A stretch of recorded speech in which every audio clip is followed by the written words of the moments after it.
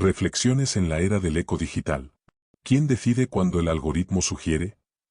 ¿Alguna vez han sentido una extraña comodidad cuando una aplicación parece adivinar lo que desean, incluso antes de que ustedes mismos lo sepan con certeza? Y en ese instante de eficiencia perfecta, ¿se han preguntado qué pequeña parte de su propio juicio, de su propia libertad, acaban de ceder a cambio? Estas preguntas, lejos de ser triviales, apuntan al corazón de una cesura antropológica decisiva, una ruptura silenciosa pero fundamental en nuestra existencia. Nos encontramos ante una mutación que el filósofo Eric Sadin ha explorado con lucidez en su obra La humanidad aumentada. No se trata simplemente de un nuevo conjunto de herramientas, sino de una reorganización de la vida misma, en la que la humanidad parece dispuesta a intercambiar su soberanía histórica por la promesa de una infalibilidad algorítmica. Para comprender la magnitud de este cambio, es necesario adentrarse en el diagnóstico que Sadin nos ofrece. El diagnóstico de Sadin, la administración digital del mundo. Eric Sadin no es un crítico apocalíptico de la tecnología, sino un analista riguroso de una mutación antropológica en curso. Su concepto de humanidad aumentada no describe un futuro de ciencia ficción, sino un presente en el que la técnica ha cambiado radicalmente su propósito. Históricamente, la técnica buscaba asistir al cuerpo, colmar las insuficiencias del cuerpo. Hoy, sin embargo, su vocación es otra. Ha comenzado a operar directamente sobre nuestras capacidades cognitivas, con el objetivo de dirigir y optimizar nuestra cognición, por ende, nuestras decisiones. La tesis central de Sadin se articula en torno a tres conceptos interconectados que describen esta nueva realidad.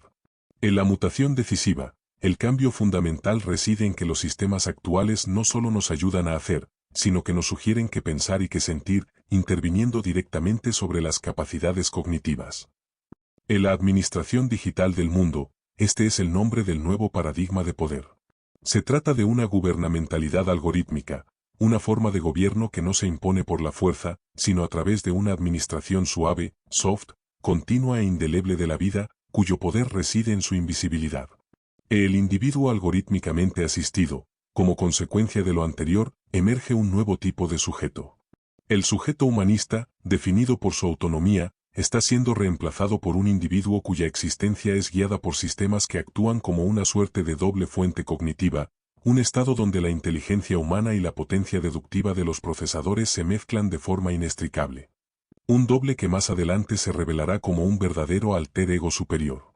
Esta administración no opera desde el éter, sino que se erige sobre una arquitectura global y concreta, una maquinaria invisible diseñada para cosechar, procesar y gobernar la vida misma. La arquitectura de nuestra nueva existencia. Para comprender la visión de Sadin, es crucial desglosar los mecanismos que la hacen posible. No estamos hablando de una fuerza etérea, sino de una infraestructura que cosecha la vida, la traduce en datos y la gobierna a través de algoritmos. Esta arquitectura se sostiene sobre tres pilares que redefinen nuestra relación con el mundo, con el poder y con las propias máquinas. La vida cosechada, digitalización y mercantilización. El primer pilar es la digitalización post-simbólica. Esta no es ya la digitalización de nuestras creaciones, textos, imágenes, sonidos, sino de nuestro propio ser. La vida misma, en su transcurrir, es la materia prima que ahora se cosecha. A través de una red omnipresente de captores, sensores integrados en objetos cotidianos, la vida está siendo digitalizada, cosechada y estoqueada en servidores. El propósito de esta cosecha masiva es económico, la mercantilización integral de la vida. Este nuevo modelo de capitalismo no solo se apropia de nuestro trabajo, sino que metaboliza nuestras fuerzas vitales. Los modos de ser se transforman en mercancías, y el sistema se vuelve capaz de explotar incluso lo imprevisible, el impulso caprichoso, la búsqueda espontánea, la emoción del momento. Todo es recabado y convertido en valor. El poder invisible, la gubernamentalidad algorítmica. El segundo pilar es el sistema de poder que procesa esta vida cosechada, la gubernamentalidad algorítmica. Esta forma de gobierno busca un alisado social, un entorno optimizado para impedir la mínima fricción.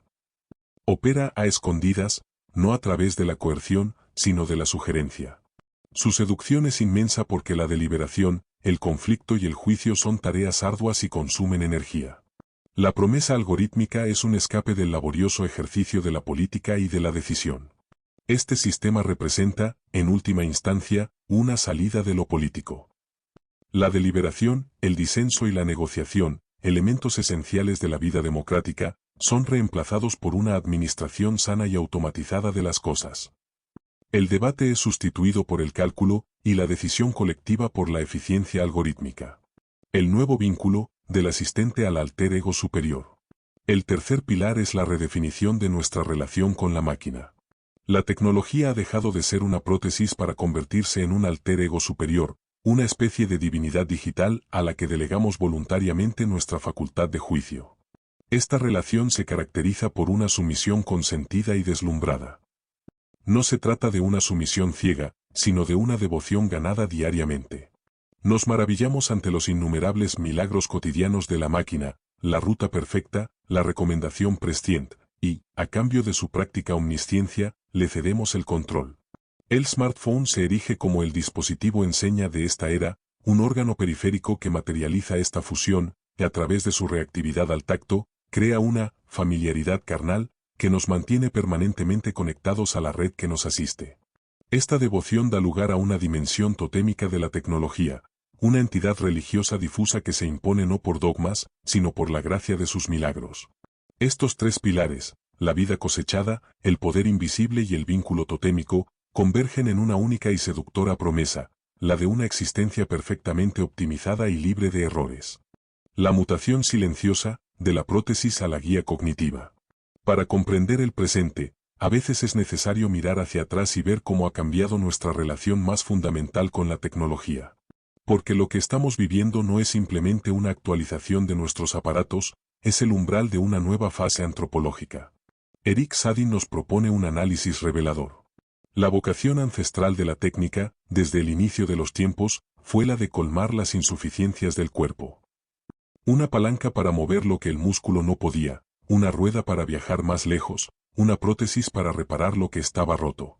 Pero hoy, la vocación de la tecnología ha mutado. Ya no opera principalmente sobre el cuerpo, sino de una manera sutil, discreta y persistente sobre nuestras capacidades cognitivas. Esta mutación da origen a lo que Sadin llama una antrobología, un acoplamiento inédito entre nuestros organismos fisiológicos y los códigos digitales. No hablamos de un futuro lejano, hablamos de la muñeca que vibra para recordarnos que debemos movernos, del rostro que se escanea para desbloquear un mundo, del sueño que se convierte en un dato para ser analizado. La frontera entre nuestra biología y su registro digital ya se ha desvanecido, gestando una condición humano-artificial. Y si esto es así, si estamos entrando en esta nueva era de fusión, ¿cuál es la naturaleza del poder que orquesta esta realidad? ¿Qué inteligencia nos acompaña a cada instante? La administración digital del mundo, un poder suave e indeleble. Aquí es donde Sadin introduce un concepto crucial, la gubernamentalidad algorítmica. No se trata de un gobierno en el sentido tradicional, con leyes y decretos visibles. Es algo mucho más sutil. Una nueva forma de poder que reemplaza la política por una administración automatizada. Sadin la llama la administración digital del mundo, una fuerza que es, al mismo tiempo, suave, soft e indeleble. Su objetivo no es la coerción, sino la optimización y la fluidificación de la vida. Busca regular el campo social para impedir la mínima fricción, para producir lo que él llama un alisado social. Es un poder que no se impone por la fuerza, sino que se ofrece como la solución más eficiente, como el camino más corto, como la respuesta correcta. Las implicaciones políticas de esto son inmensas. Estamos presenciando una salida de lo político de su campo tradicional. La deliberación humana, el conflicto, la divergencia, todo aquello que constituye la esencia de la democracia, es reemplazado por la eficiencia silenciosa de los algoritmos. Y esta salida de lo político no es solo una búsqueda de comodidad, es, en el fondo, la condición necesaria para crear un mercado sin fricciones, una espiral de consumo perfectamente aceitada. Y esta nueva forma de poder, que no gobierna con decretos sino con sugerencias, que no castiga el error sino que lo vuelve imposible, exige, para su propia existencia, un nuevo tipo de súbdito.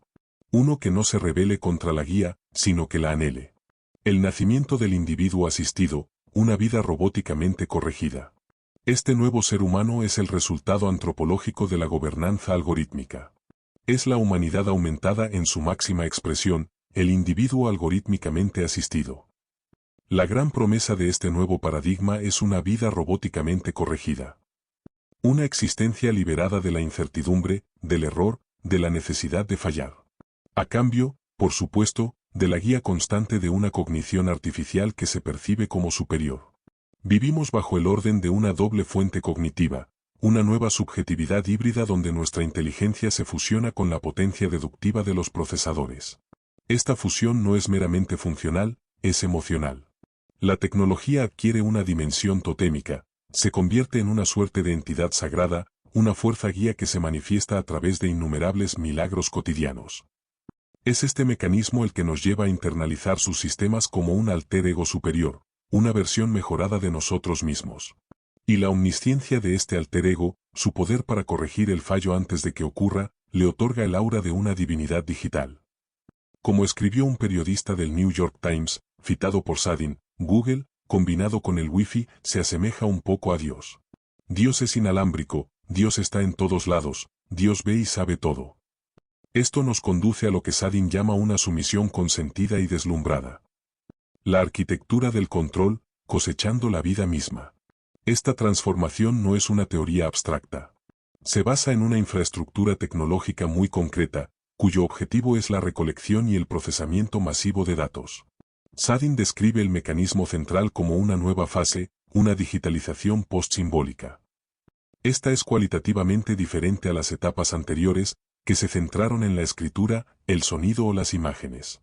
Hoy, como dice el propio Sadin en una entrevista para la revista Paco, la situación es otra, la vida es la que está digitalizada, cosechada y estoqueada en servidores.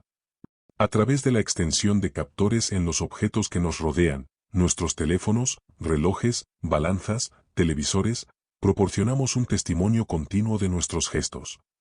En esta arquitectura, el smartphone es el dispositivo enseña, el órgano periférico de nuestra nueva condición. Con su familiaridad carnal, en palabras del propio Eric Sadin, se ha vuelto una extensión de nuestro cuerpo, el puente principal entre nuestra existencia y los sistemas que la registran. Este flujo incesante de información alimenta los grandes sistemas de Big Data. Y es este conocimiento integral de nuestro comportamiento, de nuestros sueños, de nuestros movimientos, el que constituye el verdadero fundamento de la gubernamentalidad algorítmica. Pero, ¿con qué fin se cosecha la vida misma? La consecuencia final, mercantilización y delegación del juicio. Y aquí llegamos al núcleo del dilema. El precio que pagamos por esta vida optimizada y asistida por algoritmos es doble, y es profundo. Por un lado, asistimos a la mercantilización integral de la vida. Nuestra existencia se ha convertido en una fuente inagotable de valor económico. El alisado social que elimina la fricción política es, en realidad, el que prepara el terreno para un mercado perfecto. Nuestros impulsos más íntimos, la búsqueda espontánea, la canción que escuchamos en un momento de melancolía. Lo imprevisible es capturado, procesado y transformado en un dato con valor de mercado. La subjetividad misma se ha vuelto una mercancía, lanzada a una espiral de consumo acelerado donde nuestros modos de ser se compran y se venden. Nuestra existencia se desenvuelve dentro de lo que Sadin llama, con una precisión escalofriante, un parque temático indefinidamente modulado a la singularidad de cada ser. Por otro lado, y quizás de manera más decisiva, sufrimos la delegación progresiva de la facultad de juicio y decisión. A cambio de una vida sin error, estamos cediendo nuestra autonomía histórica para determinar nuestro propio camino. El sistema nos dice la verdad en toda ocasión, haciendo que nuestro propio juicio, con sus dudas y sus fallos, parezca redundante, obsoleto. Sadin no nos ofrece una solución fácil. Nos deja, en cambio, con la conciencia de este dilema. Su llamado es a una divergencia a propósito de la inflexión operada por los flujos informacionales. Un llamado a mantener, a toda costa, la autonomía singular del juicio humano, en un mundo que nos promete la perfección al precio de nuestra soberanía. Síntesis, la paradoja de una vida robóticamente corregida. Llegamos así al núcleo de la reflexión de Sadin, donde evaluamos el verdadero costo de la eficiencia que nos promete el mundo digital. Estamos ante un régimen dual de experiencia. Por un lado, asistimos a una profundización sin precedentes de nuestros poderes perceptivos gracias a la asistencia técnica. Por otro, y simultáneamente, delegamos nuestra autonomía histórica de juicio. La promesa central de este nuevo sistema es ofrecernos una vida robóticamente corregida. Es la promesa de una existencia liberada de la fricción del error, la ambigüedad del azar y el desorden del conflicto, una vida optimizada en cada instante por la lógica limpia de un proceso. Sin embargo, esta promesa esconde una paradoja profunda. Al buscar liberarnos de la falibilidad, nos sometemos a una nueva forma de servidumbre. Cedemos la caótica y a veces dolorosa esencia de ser humanos a cambio de la predecible infalibilidad de una máquina. La gran ironía de nuestro tiempo es que una civilización que, durante siglos, se fundamentó en la búsqueda de la liberación, ahora parece encontrar su nuevo horizonte en una servidumbre voluntaria a cambio de una existencia permanentemente asistida. Cierre, respuestas a una realidad aumentada. Es momento de volver a las preguntas iniciales, pero ahora armados con la profundidad de este análisis. La primera pregunta era, ¿alguna vez han sentido una extraña comodidad cuando una aplicación parece adivinar lo que desean? Ahora entendemos que esa comodidad no es un simple beneficio, sino el mecanismo seductor de la gubernamentalidad algorítmica. Es la cara amable de un sistema que aprende de nosotros para guiarnos sutilmente. Es el placer de un mundo sin fricciones, de ese alisado social que nos envuelve y nos conduce con una eficiencia deslumbrante. La segunda pregunta era, ¿qué pequeña parte de su propio juicio, de su propia libertad, acaban de ceder a cambio? Lo que cedemos es nada menos que nuestra soberanía. Cedemos la capacidad de ejercer nuestro propio juicio, de equivocarnos, de deliberar y de disentir. Con ello, renunciamos a la fricción, al conflicto y a la deliberación que constituyen la esencia misma de lo político y, en última instancia, de lo propiamente humano. Quizás la verdadera humanidad no reside en nunca fallar, sino en la libertad de poder hacerlo. Y en este susurro constante de la máquina, que nos promete una vida sin fallos, quizás el acto más humano que nos queda, es aprender a escuchar nuestro propio silencio.